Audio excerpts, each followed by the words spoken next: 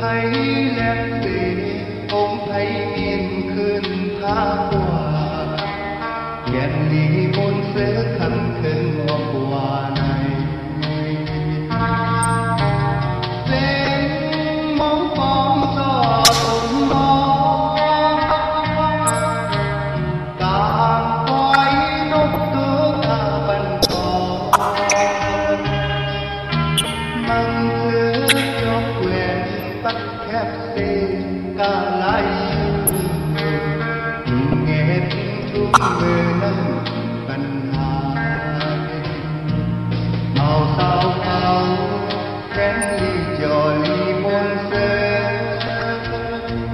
mình thương bé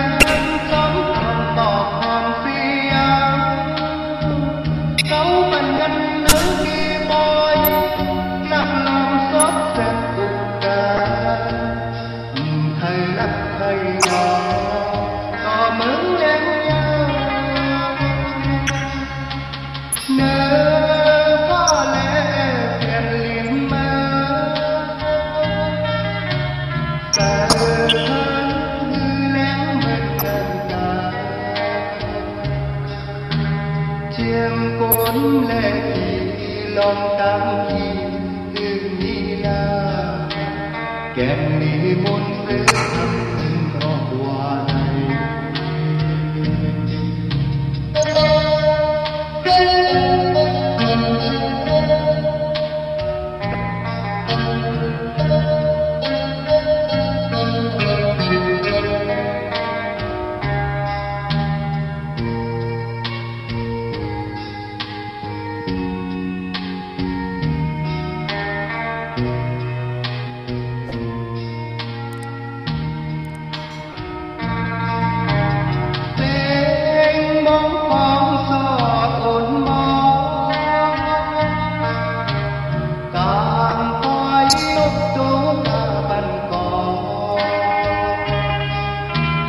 mang giữ cho quyền bắt khác xin cả lại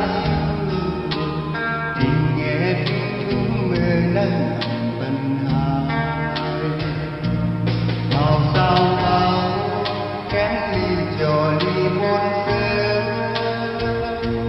mình thương mẹ tốn còn bỏ còn phi áo tấu phần canh nấy kia môi